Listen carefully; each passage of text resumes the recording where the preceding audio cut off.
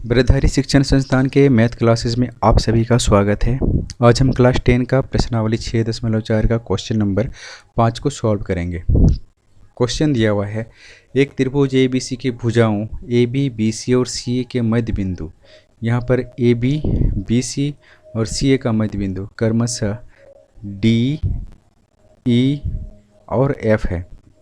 त्रिभुज D F यानी ये छोटा वाला त्रिभुज और त्रिभुज ए बी सी ये बड़ा वाला त्रिभुज का क्षेत्रफल का अनुपात हमको ज्ञात करना है।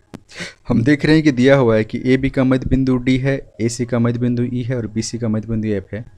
इसका मतलब ए बी को ये डी दो बराबर भाग में बांट रहा है, यानी ए डी बराबर डी बी हो जाएगा। हम इसको इस तरह से लिख सकते हैं, ए डी बराबर 1/2 ए बी। ये जो ए डी है ये ए बी का आधा है। उसी तरह से ए ई बराबर 1/2 ए सी यहाँ पर हम लिखें तो ए डी बराबर 1/2 ए बी है, तो ए डी की जगह ए डी रहेगा यहाँ पर। और नीचे कुछ नहीं तो 1 है, तो ए बी क्रॉस मल्टीपल होगा, यानी कोना का नहीं गुना होगा, तो ये ए बी ए डी के नीचे आ जाएगा। तो ए डी बटे ए बी बराबर 1/2, ये हो जाएगा समीकरण 1। उसी तरह से ए ई बराबर हो जाएगा 1/2 ए सी। तो हम ए सी इसमें नीचे चलाएगा तो ए ई बटे ए सी बराबर 1/2। ये दोनों हो गया इक्वेशन 1 और 2। अब समीकरण 1 और 2 से हम देख रहे हैं कि यहाँ भी 1/2 है और यहाँ भी 1/2 है, तो दोनों में 1/2 है, इसलिए ए डी बटे ए बी बराबर ए ई बटे ए सी हो जाएगा। अब थेल्स प्रमेय के विलोम का प्रयोग करके हम कह सकते हैं। तो थेल्स प्रमेय का विलोम में क्या कहता है कि किसी भी त्रिभुज के दो भुजाओं को मिलाने वाली रेखा अगर उस त्रिभुज के दोनों भुजाओं को बराबर अनुपात में बांटती है तो उसके द्वारा मिलाने वाली रेखा उस त्रिभुज के तीसरी भुजा के समानांतर होता है। यानी ए डी बटे डी बी बराबर ए ई बटे ई सी हो जा रहा है, या ए डी बटे ए बी बराबर ए ई बटे ए सी हो जा रहा है, तो डी ई समानांतर होगा बी सी का, यानी डी ई और बी सी ये दोनों रेखा समानांतर होगा। यहाँ पर हमको मिल गया। अब समानांतर रेखा है तो कोण ए डी ई और कोण ए बी सी संगत कोण हो जाएगा। कोण ए डी ई यानी ये वाला कोण और ए बी सी यानी ये वाला कोण, दोनों संगत कोण हो जाएगा। ये कोण और ये कोण संगत कोण हो जाएगा क्योंकि ये रेखा डी ई और बी सी समानांतर है।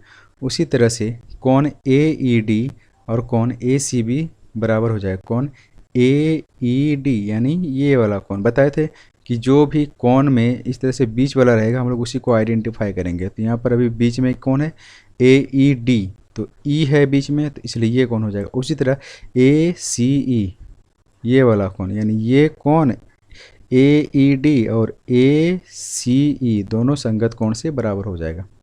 यहाँ पर हम देख रहे हैं तो समीकरण 3 और 4 से हमको प्राप्त होता है कि इस त्रिभुज का ये कोण और इस बड़ा वाला त्रिभुज का ये कोण दोनों संगत कोण से बराबर है। और वैसे ही कोण ए ई सी यानी ये वाला कोण और ए सी बी ये वाला कोण दोनों बराबर है। तो किसी भी त्रिभुज का अगर संगत कोण बराबर हो रहा है तो एंगल समरूपता कसौटी से वो त्रिभुज समरूप हो जाएगा। यानी ये त्रिभुज और बड़ा वाला त्रिभुज यानी त्रिभुज डी ई एफ समरूप हो जाएगा ए बी सी का, जो यहाँ पर हम लिखे हुए हैं एंगल समरूपता कसौटी से। अब किसी भी समरूप त्रिभुज का क्षेत्रफल का अनुपात उसके संगत भुजा के वर्ग के अनुपात के बराबर होता है। हम लोग ये पहले भी पढ़ चुके हैं।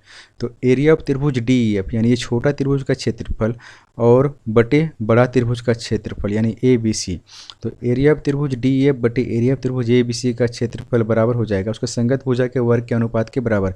तो डी ई बटे बी सी का होल स्क्वायर ये वाला। अब यहाँ पर ये हो गया मेरा समीकरण 5।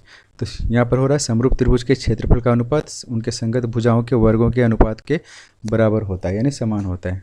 तो ये हम लोग पहले भी पढ़ चुके हैं और यहाँ पर वो इम्प्लीमेंट हो रहा है।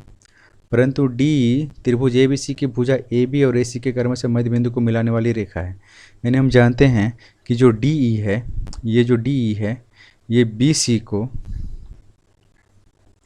ये डी ई जो है ये डी ई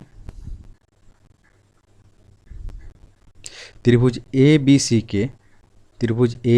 सी के भुजा ए बी और ए सी के मध्य बिंदु को मिलाने वाली रेखा यानी डी, ये मध्य बिंदु को मिलाने वाली रेखा डी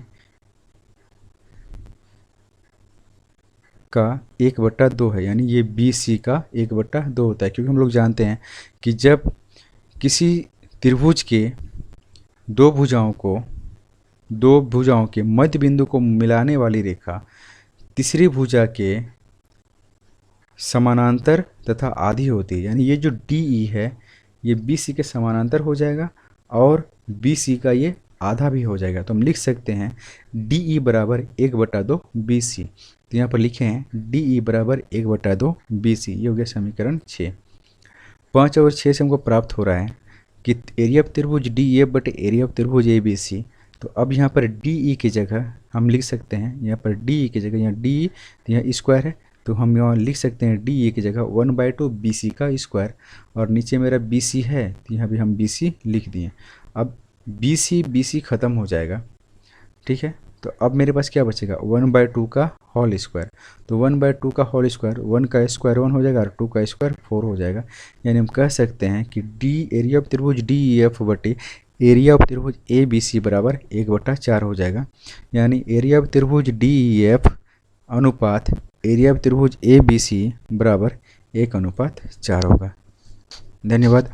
अगर आप लोग को वीडियो बहुत अच्छा लगा है तो इसे शेयर, सब्सक्राइब और लाइक ज़रूर करें।